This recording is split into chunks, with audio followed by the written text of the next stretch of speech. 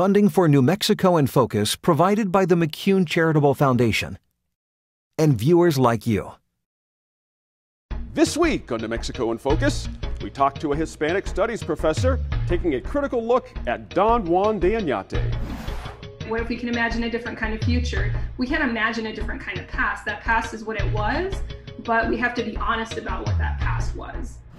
Plus, a look at our candidate conversations in New Mexico's 1st Congressional District. New Mexico in Focus starts now. Thanks for joining us this week. I'm your host, Gene Grant. CD1 in New Mexico has grown more safe for Democratic representatives, but a challenger believes she's found a key issue as crime continues to trouble Albuquerque. We'll contrast the candidates. The Line Opinion Panel examines the toppling of the obelisk on Santa Fe's historic plaza and the city's handling of a conflict that's not just months, but decades and centuries in the making. They'll also look at yet another attempt to reform the Public Regulation Commission. We start with the troubling resurgence of COVID cases. Here's the line. New Mexico is not doing well when it comes to controlling COVID. The much-cited 7-day average case count is more than double what the state says it needs to be if New Mexico plans to keep businesses and schools running and open. Here to discuss is the Line Opinion Panel. We welcome Line regular and principal of the Garrity Group, Tom Garrity. Another Line regular, former State Senator Dede Feldman, also joins us via Zoom. And rounding out our table is Line guest Steve Terrell, former reporter for the Santa Fe New Mexican, also via Zoom from Santa Fe. All right, guys, the governor announced this week that she's made changes to the public health order. Let's start here. Tom, a 10 p.m. closing time for any restaurant serving alcohol. The governor has finally found a restriction that Restaurant Association is behind. What works with this? How does this all work? Is this going to be okay?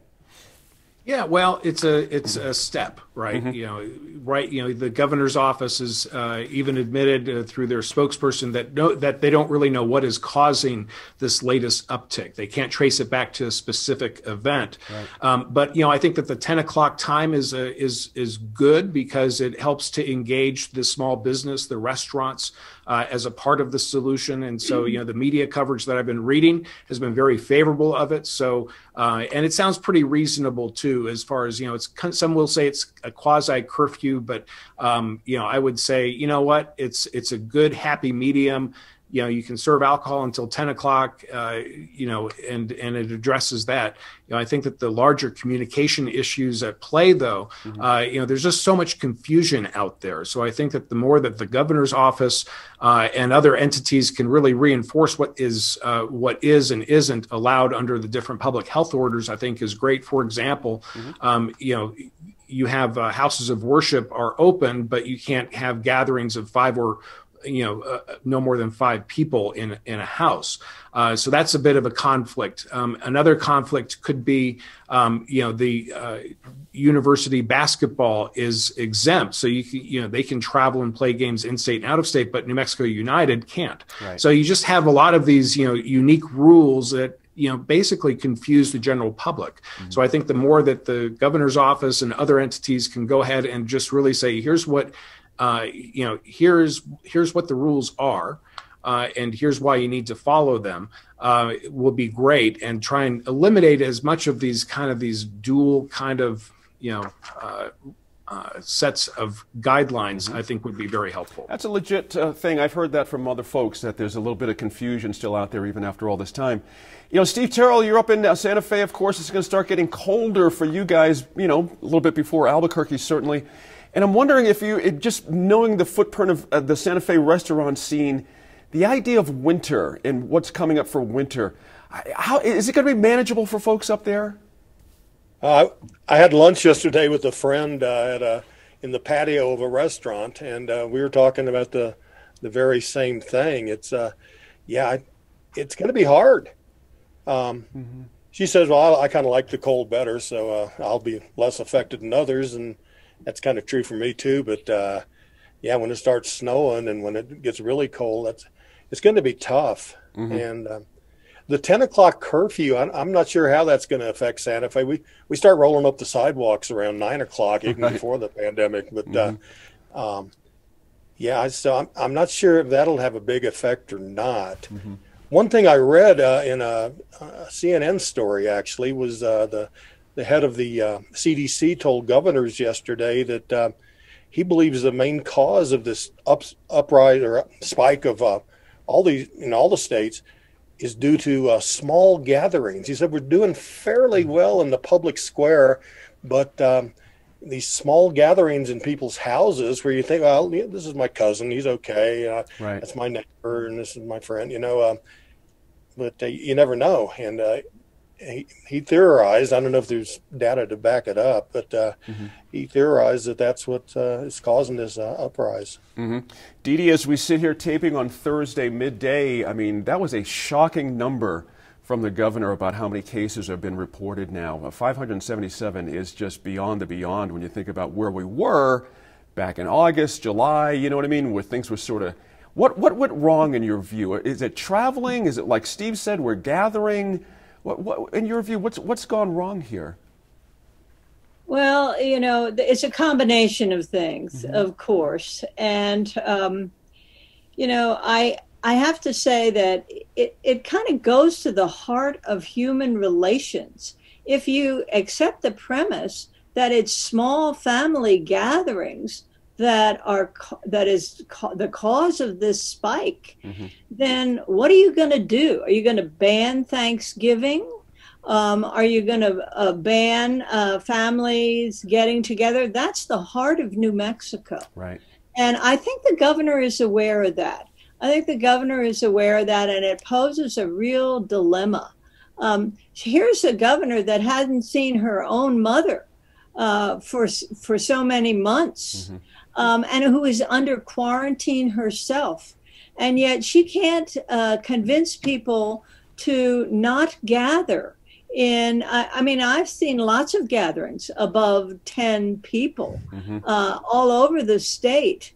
And how do you stop that? Okay, now there's a guideline that has to be 5 and less.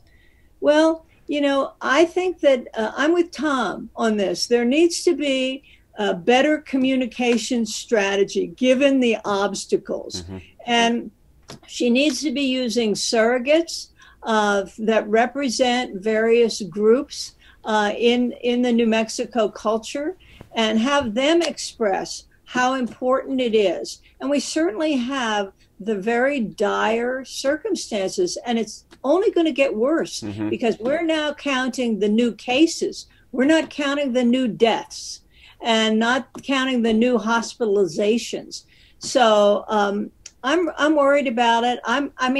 Governor Cuomo had daily briefings when things got out of hand in New York. And it may be that we need more consistent, more constant messaging.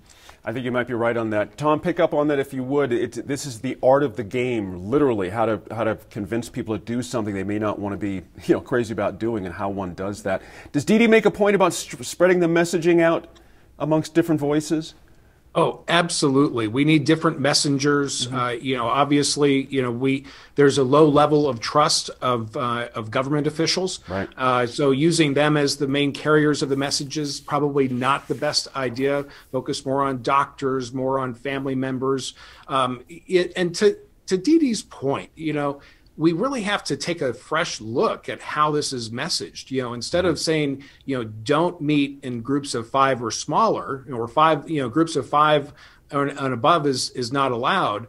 Why don't you reshape the messaging and say, here are the safe ways to meet in, groups of 5 or groups of under 10, and provide some, real common sense things for people to do, instead of just saying, don't do it, and then everybody's going to say, hey, let's get together tonight for Netflix, so really kind of changing that messaging to really enable the the residents as a part of the solution, instead of being a culprit and somebody who's psychologically breaking the law. Right. Good points there. Going to take a quick break with this group to reset. When we come back, we'll look at the end of the obelisk in the Santa Fe Plaza. We have to have better recruitment efforts. We see that law enforcement agencies across the country are having difficulty with recruitment efforts. And when you have trouble with recruitment efforts, you lower the standards. And I think that's one of the problems we've seen across the nation. I think with enhanced police training and all of the other issues that we'd like to see police departments have the tools for, perhaps murders will go down. On Monday, Native American activists threw a chain and a rope around the obelisk in Santa Fe's plaza and pulled it down. The monument went up just after the Civil War to honor fallen Union soldiers, but over the years became more of a general memorial to troops. It at one time described Native communities, by the way, as savages as well.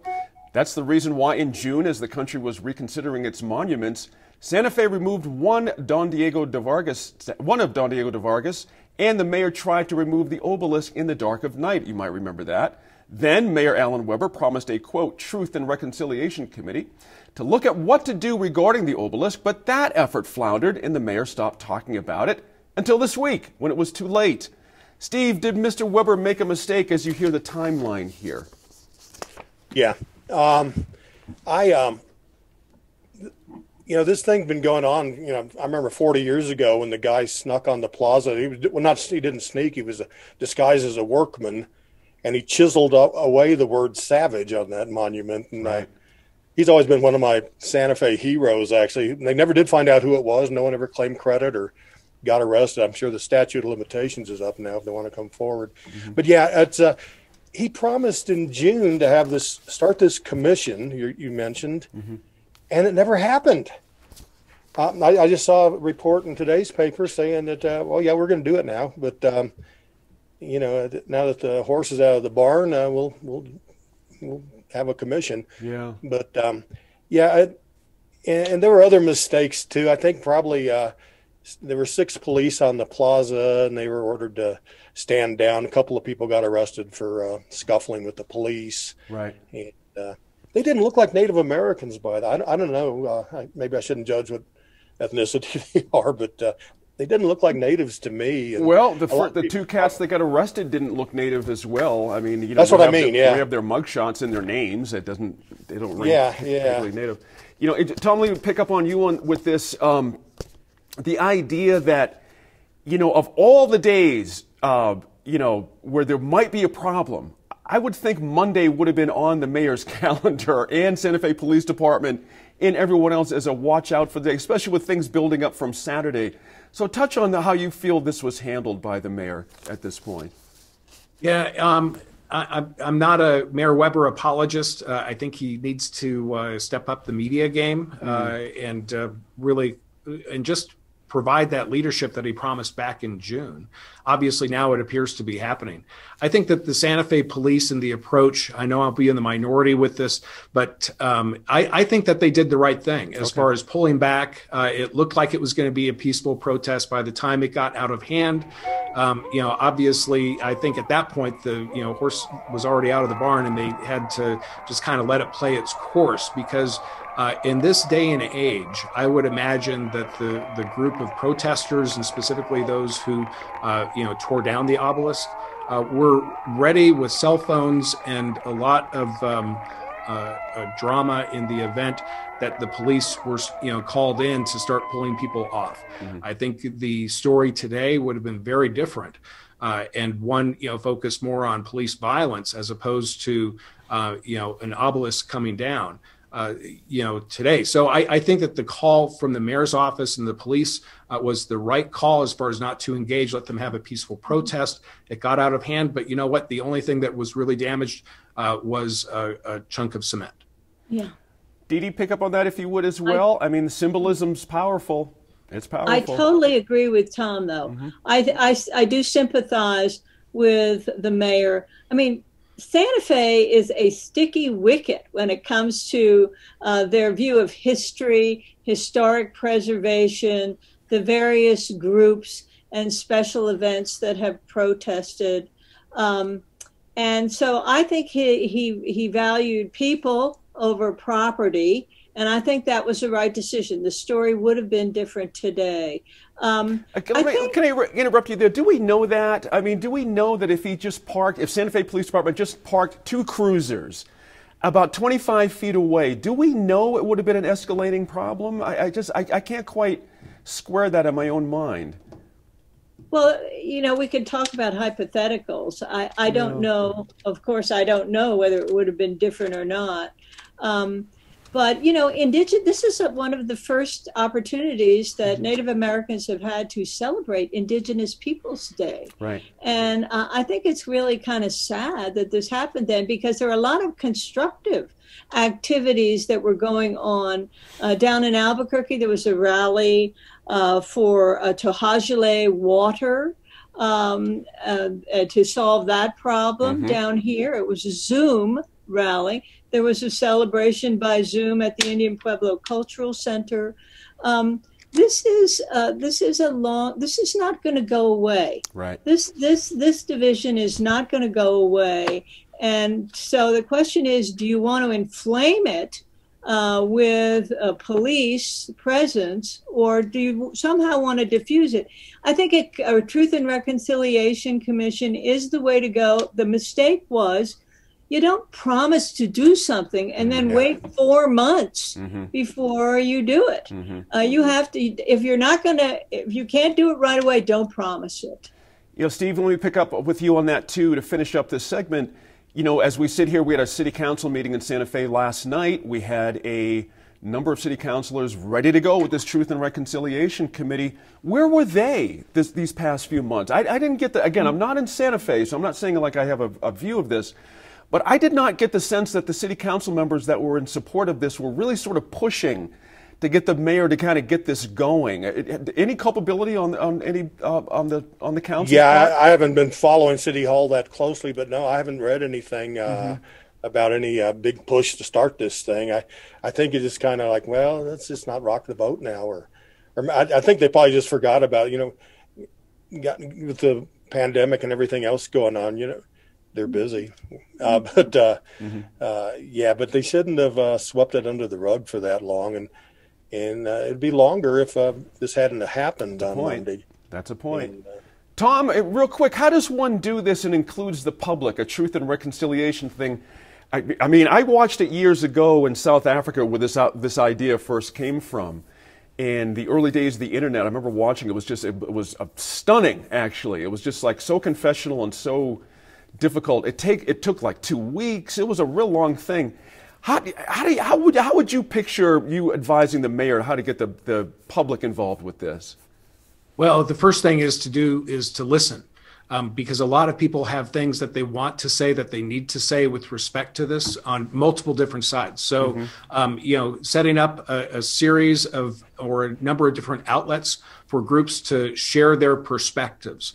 And because I don't even see that the commission or this committee would even have anything to say until they've heard everything that needs to be heard, even though they think they might have heard it. Give the community a chance to to speak their piece.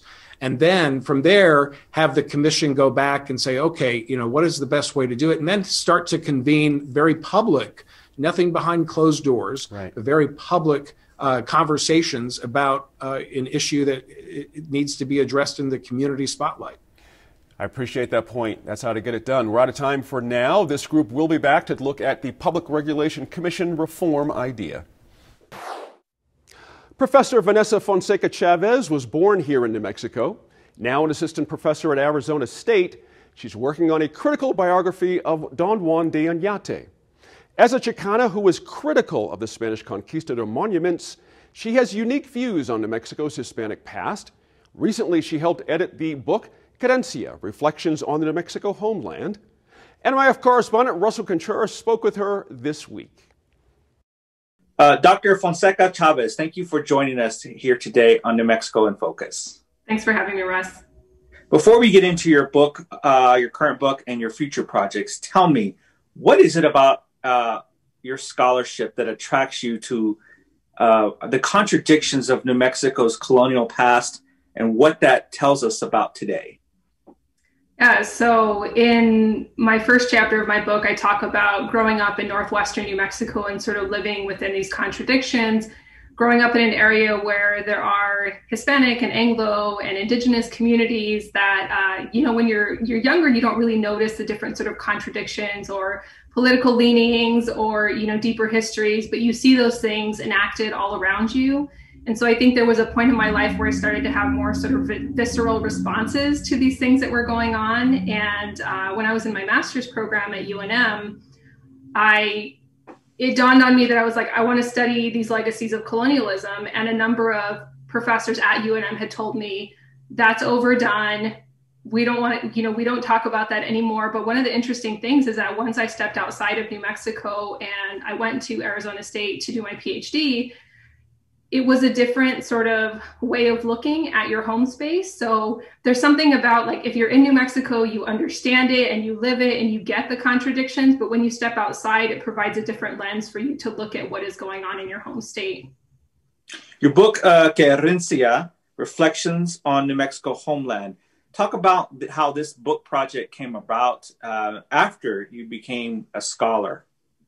Yeah, so there was a few of us, Dulcinea Lara, Spencer Herrera, and Levi Romero. We had been doing this sort of conference circuit and we wanted to talk about New Mexico, but there were a lot of conference spaces. We were getting rejected from these conference spaces, from these like journal spaces. And we were just thinking like there needs to be a critical space to be able to discuss more emerging scholarship really on New Mexico. So we're really grateful to all of the scholars who have really put that work into place and provided us with some of the sort of conceptual and theoretical models for how to look at New Mexico in different ways.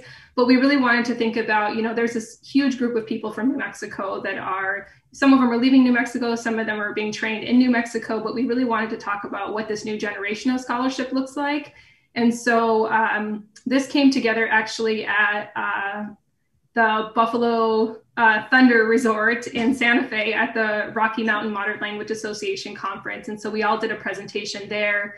And then following the conference, we're outside in the lobby and we're like, hey, we should do an edited book. And then that was the genesis of that project. Now you're in Phoenix, Arizona. You grew up in Grants, New Mexico. What have you noticed looking at New Mexico as we are having this debate over monuments? Of course, we had a violent incident around a monument, Conquistador, in Albuquerque. And just recently, at the time of this interview, we had a monument taken down on Indigenous Day in Santa Fe Plaza. What has been your reaction to watching this? So it's been interesting because I'm here in Mesa, Arizona, and I have a lot of friends who are directly involved in some of that activist work in New Mexico. And so when the protest was happening, it was being planned, I guess, in Alcalde and then also in Albuquerque, I was getting text messages and emails and Facebook messages from folks just sort of keeping me in the loop because they knew that this was part of the scholarship work that I had been doing. And so I'm really grateful because I know that sometimes it's hard to be out, well, not sometimes, all the time, it's hard to be away from New Mexico, especially when so much of the work that you're doing is in action. And so, part of it was thinking about, well, I can't physically be there, of course, because of COVID, because of travel restrictions, because that's not where I live right now.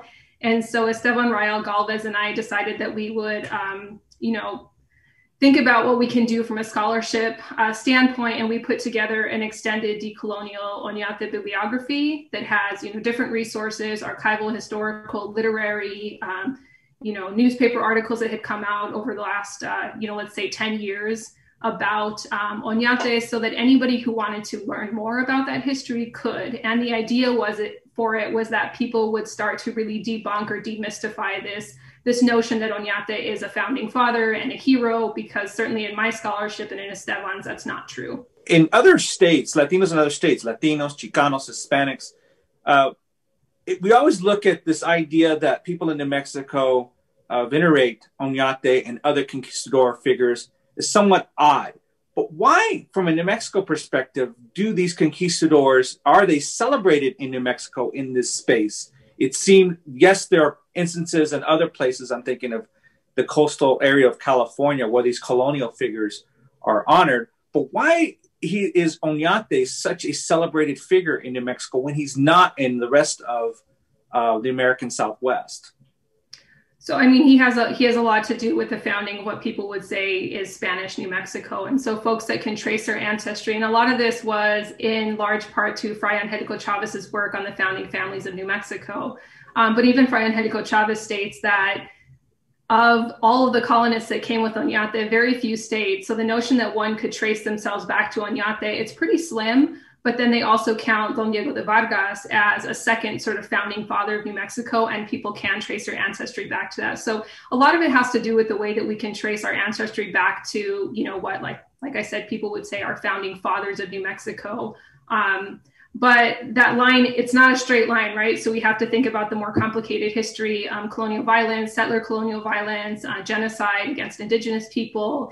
And for some reason, there are a lot of folks who, if they are able to trace their ancestry to Spain or to those original settlers, they will sort of sidestep or excuse the violent past and say, well, we have to think about what he did, and we have to think about, you know, where would we be if he hadn't come, right? And of course, within like a colonial model, this whole conversation about the what ifs is really, it's unproductive because it doesn't give us where we are now. It doesn't tell us where we are now. So of course, what ifs are good for the future, right? What if we can imagine a different kind of future? We can't imagine a different kind of past. That past is what it was, but we have to be honest about what that past was.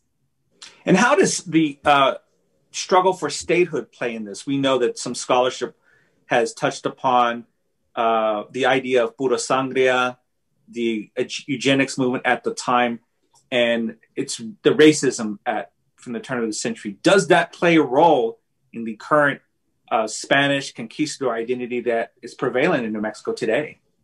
Of course, and this doesn't apply to all Hispanics, you know, across New Mexico. So I'm talking about, you know, certain segments of it, but we know that New Mexico became a state in 1912, but that New Mexico experienced the longest period of was a territory longer than any other, you know, state in the US. And part of that has to do with like very racialized like politics that deal with, again, directly that idea of subjecting the other to these notions of being anti-Protestant, anti-English speaking. I mean, there were indigenous, mestizo, dark-skinned individuals in New Mexico. That wasn't really like the idea for the formation of the United States at the time. So a lot of the protests came because we spoke Spanish, we were Catholics, and we were brown, and we were poor. And that wasn't something that the US determined to be the ideal for the formation of the nation. So, and you saw that from newspapers as far as the Midwest, you saw it in the East Coast. So there were a lot of individuals who were not supportive of New Mexico's vie for statehood. And so some of the strategies that New Mexicans employed at that time was to show that they were also European, right? So if they descended from Spanish conquistadores, then they also were European. So they advocated for this sort of shared heritage with Euro-American settlers. And so it's interesting just to kind of see how much of that, and if we think about, again, like this idea of legacy, how much of that continues to today. So people will, you know, they will say that they are Spanish American. The census doesn't do us any justice because people get very confused about, even if you identify as Hispanic, your racial category is white, and that's confusing for some people to identify as both Spanish and white. So I think in a lot of ways, the census perpetuates those identities. But yeah, that was very much sort of a social strategy. It didn't mean that they were actually white. It meant that it was a social strategy. You mentioned the social strategy. Italian Americans used Christopher Columbus to battle discrimination, kind of put themselves in the American narrative. Was that also going on with New Mexico Hispanics to say, look, we are connected to the narrative of this land, and therefore we don't deserve discrimination, segregation, subjugation, that it was a strategy to try to insert themselves in the narrative? Is that what also is going on? Yeah, so I've not heard that particular narrative. And I think part of that can only be premised on, you know, if the United States as a nation recognizes prior colonial periods, then that could be a narrative, but they don't. So the whole idea for colonization is to wipe out any existing communities that were here before the United States colonial period started, right? So, you know, we know that with the Treaty of Guadalupe Hidalgo, there were certain agreements that were made between the United States and the then 100,000 individuals who elected to become U.S. citizens at the end of the Mexican-American War. But, we also know that the Chicano movement made, the larger public aware that those treaty rights were not honored. And we know that the U.S. has a long history of not honoring treaties. And so I think it's all, it's a strategy certainly that, early Spanish Americans used in literature in the, first part of the 20th century. But I don't think it was something that the U.S. as a nation signed off on. Now, as we're having these racial conciliation conversations, and Albuquerque has been included, some Hispanics who have supported the monuments say they're offended that they're being attacked, and they see this as an attack on their heritage because they can trace their lineage back decades, if not centuries. What's your reaction to them to say that, hey, look, this is my family you're attacking. This is my heritage. This is something that I've been taught throughout my life, and now you're attacking it. What is the response to that?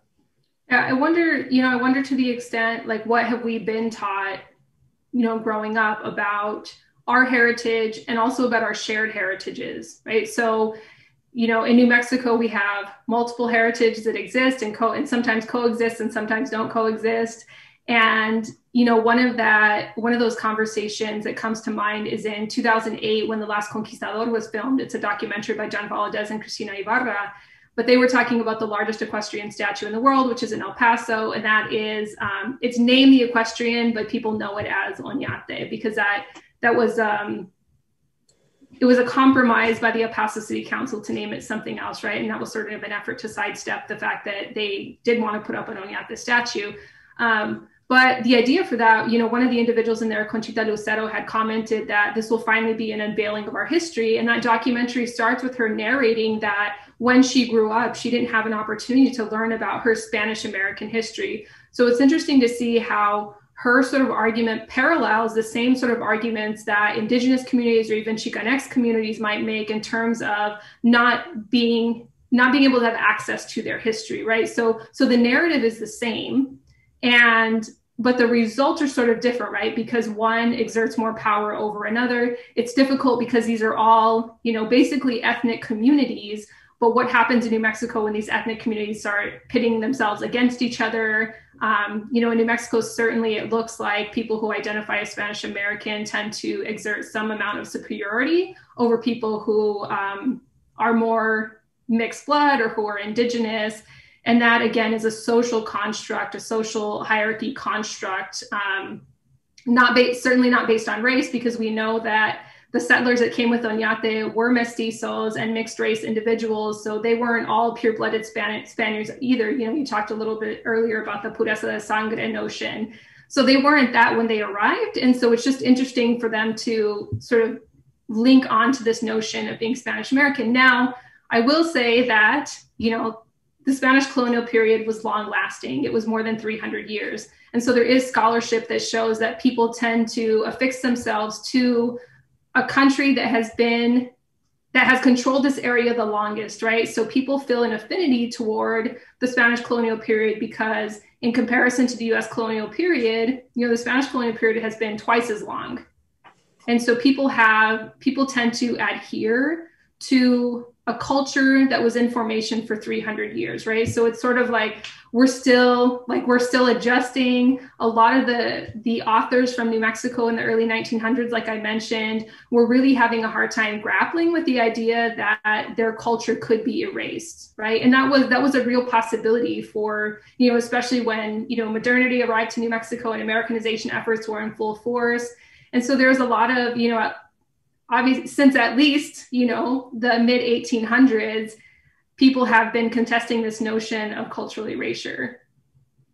Now, a number of cities across the country have convened racial healing councils, task force to talk about systemic racism and various monuments, whether they're Confederate or Spanish conquistador monuments. Albuquerque is one of them. What has been your reaction to the attempt to convene a committee of community members to have this conversation? Is this helpful? Will this decide what we can do with these monuments? Or is this a Band-Aid to circumvent very difficult discussions we need to be having?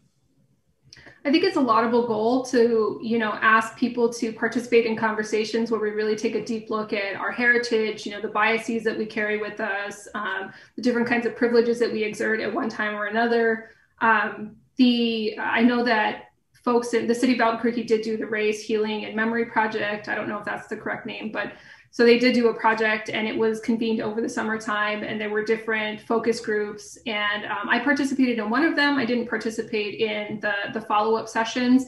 And I think that for a lot of folks who have been doing this activist work and scholarship for a long time, it feels like a frustrating pause in the process to sit and have to do that work when they feel like they've done that work and they're ready for action. And I think that the resulting, toppling of the obelisk, for example, it's a prime example of the way that people, they've waited. And, the mayor of Santa Fe did, say that something was to be done about the obelisk. When they saw that in action, then they reacted to that. And I think that that's, the big thing in New Mexico is that folks are done waiting for justice. And it's a hard thing to wait for. And it's a hard line of promises to not deliver upon. And finally, I've asked you this before, but if these statues were removed, what should replace those spaces? Yeah, so I think this is a question going around, what are we going to do with these things? I don't know that we even have to replace it with anything. I don't know that we take something down, whether we decide to put them in museums, whether we decide to melt it down and hand out, pieces to individuals.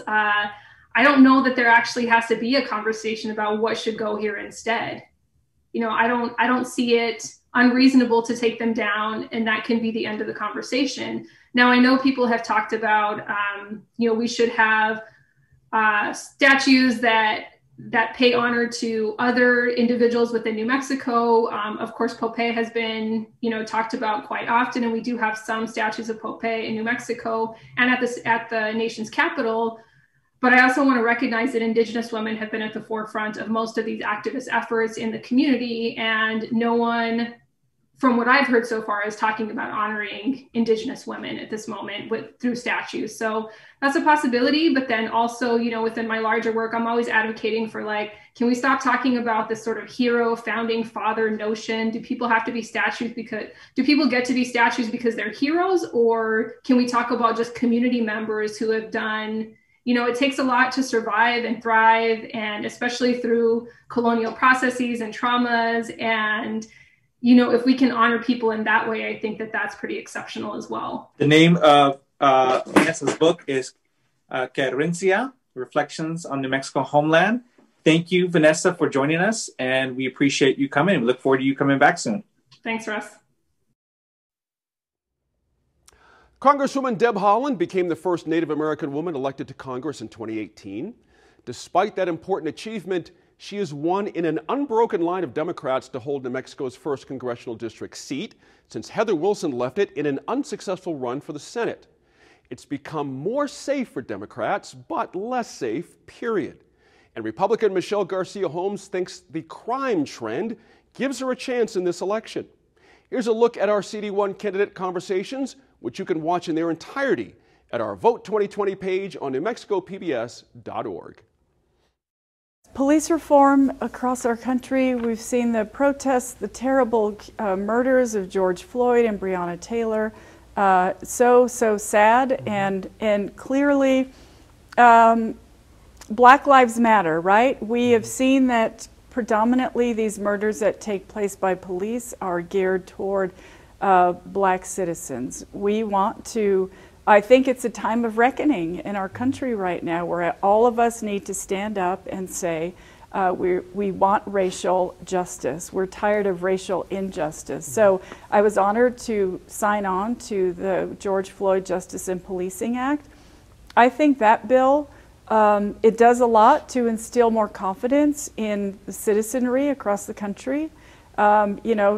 Police are made to wear lapel cameras, no chokeholds, taking away some of the frightening things that Black citizens and people of color have experienced through the years.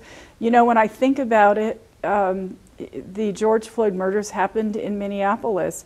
In 1968, the American Indian movement was started in that very city because of police brutality toward Native Americans. Right. So it's something that we all know too well. It's time for us to take a different course, to engage in more community policing. I was able to walk the beat with Albuquerque Police Department officers for the ECHO program, which I think is an amazing program right here in downtown Albuquerque. It connects people with the services they need. I'd like to see that more than just throwing people in jail, perhaps. But I think that working on those community efforts would really make a difference for our city and for our state. Do you support the idea of changing qualified immunity? Does that need a change in your view? Well, I think that, I mean, look, it is, I think it does need to change. We have seen, I mean, look at the murders that have happened thus far. So many of those murders did not have to happen. I think with enhanced police training and all of the other issues that we'd like to see police departments have the tools for, perhaps murders will go down and qualified immunity won't necessarily be a big issue. We would like to see that happen. We would like to see more tools that police officers can use instead of violence right out of the gate. Right. As you know, Operation Legend is in town, so to speak. It's been part of the program from the administration, multiple cities, but Albuquerque is included. First off, your opinion of Operation Legend, is it effective? Is it an effective crime tool? Do you support it or not support it? So I want to, Operation Legend, it just came off the heels of the federal officers in cities like Portland. Right. Everybody was scared of those officers, you know, unidentified in unmarked cars, picking people up off the streets and absconding them in unmarked vans and driving away. That was a really frightening thing that Americans had to watch on TV. And so when Operation Legend was set to come to Albuquerque, of course we're going to be worried about people's civil rights and making sure that they're going to operate in a fair and just manner, and a legal manner, I should say. I think that Operation Legend, I would have liked to seen it more inclusive. I would have liked to seen Mayor Keller at the table instead, and the Albuquerque Police Department. Federal officers should be working to be inclusive with all of the, we have city, we have state, we have county, we have tribal police, we have the BIA police here in the state. I think they should have had an opportunity to all weigh in on the program and how it was going to go instead of just having one sheriff as the contact person. Right. So I think that future programs such as that, I'd like to see more input from folks on the ground to ensure that it's not going to violate people's civil rights, that it's not going to racially profile people. So, so we'll see in the end if it was successful. One of the biggest issues to me is crime. I mean, we have to tackle our crime problems. Right. CD1, Albuquerque is the heart of CD1. But CD1 is a mix of community. We have agriculture, farming, and we have urban areas. But one of my priorities is to work with our federal partners to tackle our crime issues. I think that's one of the biggest problems we have. We talk about, you know, diversifying our economy, getting businesses to come here, but that's not going to happen in a high crime demographic. I mean, when you look at Albuquerque, we're considered nearly 4th in the nation for violent crime. Right. That's why President Trump sent Operation Legend and Operation Relentless Pursuit here. You know, working in law enforcement, Jean, I've worked with federal agents on various issues, and back in the 90s, we worked with operations just like that to tackle our gang problems, to tackle drug trafficking, to tackle violent crime. So these aren't unusual operations. I want to continue to see that happen, and I want to continue to get federal funding for our law enforcement, for training, for collaboration to tackle these issues. On that note, police reform is a big issue right now. Are there any specific types of reform that you would support? I will always support training for law enforcement. I think that is a given. We have to do that. And we have to have better recruitment efforts. We see that law enforcement agencies across the country are having difficulty with recruitment efforts. And when you have trouble with recruitment efforts, you lower the standards. And I think that's one of the problems we've seen across the nation. When I was with the Albuquerque Police Department, I helped work on accreditation for our department. And at that time, we were one of the premier law enforcement agencies in the Southwest. And I think that's one of the things that I would like to do when I'm in Congress, is work on accreditation for law enforcement across the nation, especially here in New Mexico, because that's who I'm serving. But I think that's going to be a huge issue to tackle. And definitely training. That is something we need to focus on immensely. Do you support a minimum threshold for education for officers? Meaning, is there a certain level of education that you feel is appropriate to become a police officer? You know, I became a police officer, graduated from high school, worked for several years in, for the federal government, and then applied to the Albuquerque Police Academy. I consider myself a great recruit. I did a good job with the police department. I was given several accommodations throughout my career. I loved working in law enforcement. I think recruiting efforts are really the focus in making sure you put officers through the proper process of recruiting and the proper testing is done. That's how you get really, really good recruits.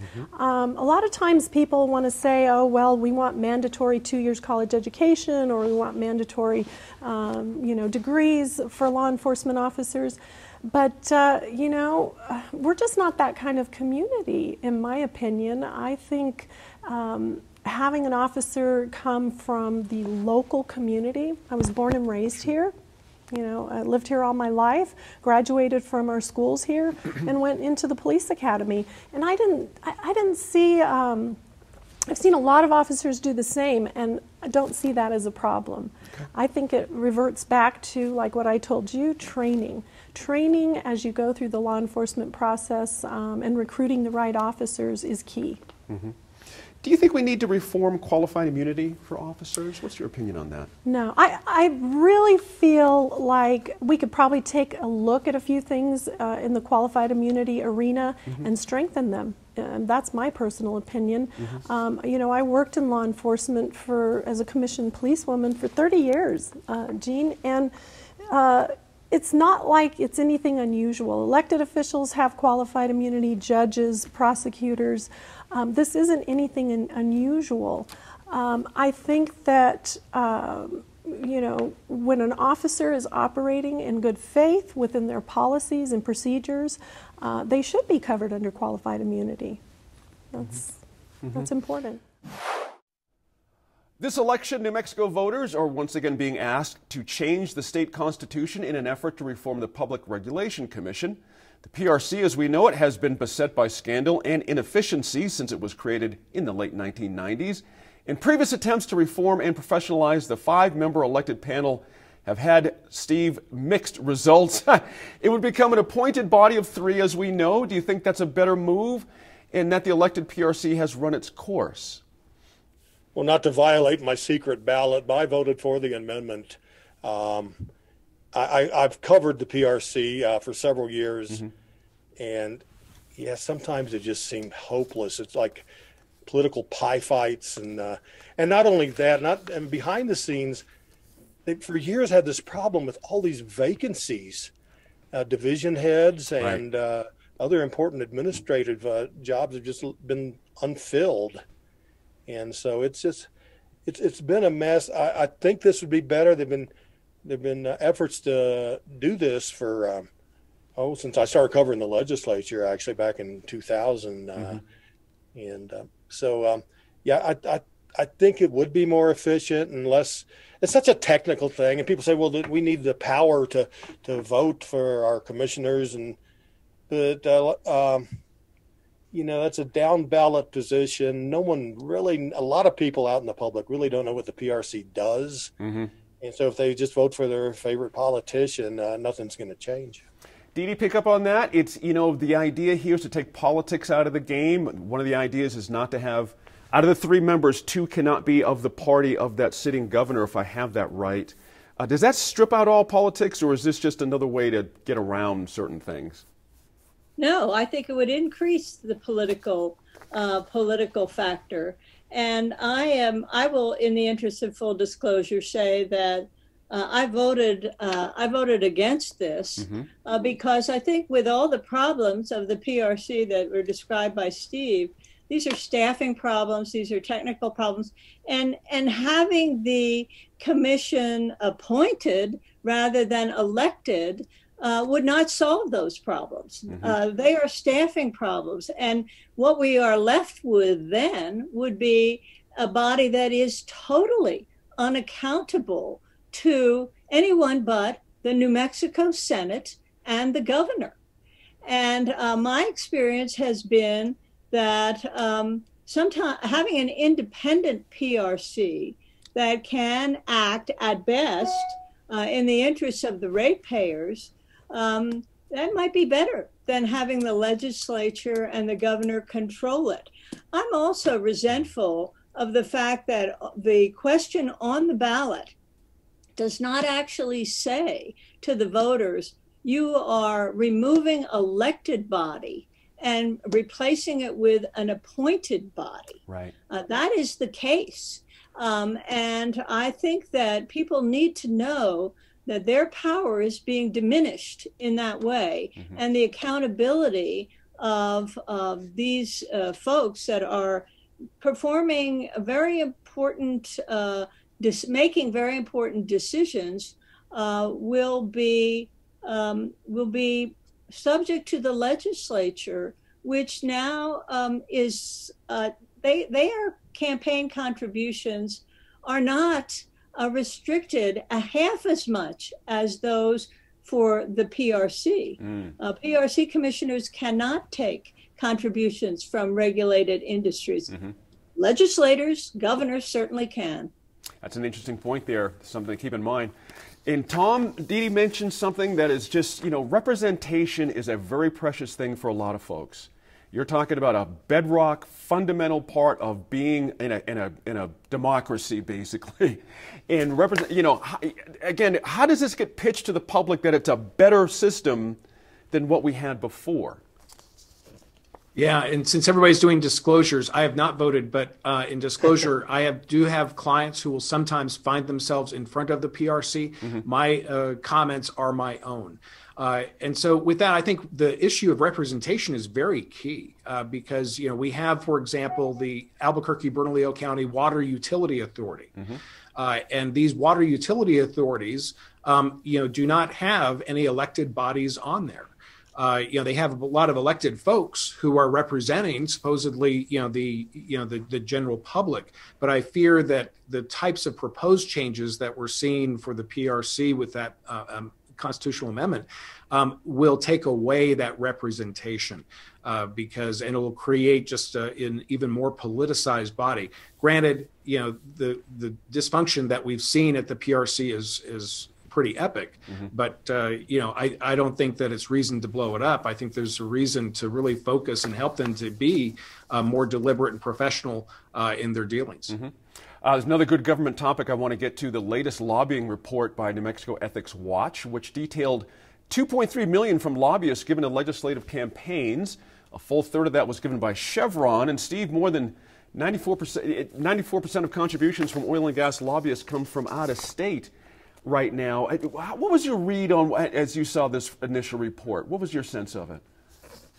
Oh yeah, I didn't realize that much money was coming in from out of state, but it is, and so yeah, it's an incredible thing, and this is a time where a lot of people are suffering financially because of the pandemic and the shutdowns and everything, and just to see these big oil companies, in this case it was Chevron, was like the star of the show, just basically look at the appearances. They're trying to buy the state government, and but they can, I've hardly ever written campaign finance, campaign contributions for, $300,000 or whatever. It just seems obscene, the amount of money that pours in. It's not illegal, and they're doing everything right. And I got to say, Chevron's really good about filling out complete, campaign disclosure forms and everything, and lobbyist disclosure forms.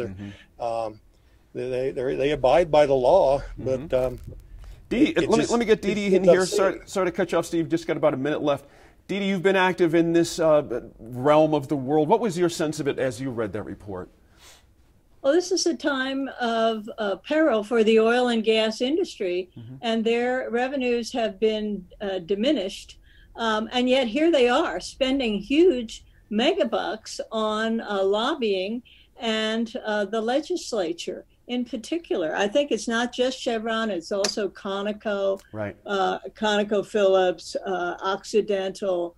And you have to take all of those contributions together. Thank God we have some measure of transparency. And as Steve said, I think, Chevron is disclosing. There are a lot of candidates and a lot of others that do not disclose, either by accident or, careful perusal of the reports will. Steve was telling me about one thing before. Got to cut you there. Sorry about that. Just a little bit short on time. Thanks to everyone on our panel. Also, go vote. We'll see you back at this table soon. There's so much to consider in this aftermath period of the obelisk on Santa Fe Plaza being pulled down. One has to acknowledge the shock to the system for many with long roots in the city. It's one thing seeing a statue pulled down in a far-flung locale. It's another matter and arguably one of the most iconic locations in our state.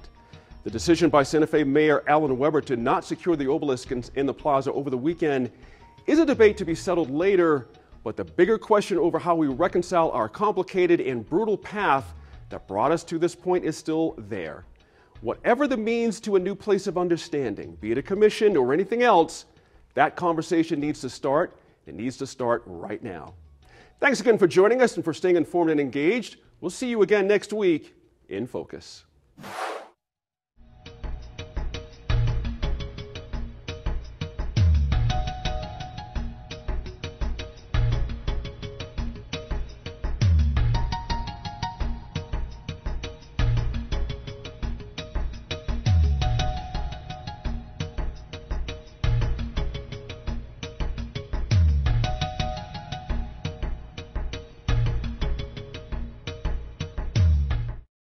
Funding for New Mexico in Focus provided by the McCune Charitable Foundation and viewers like you.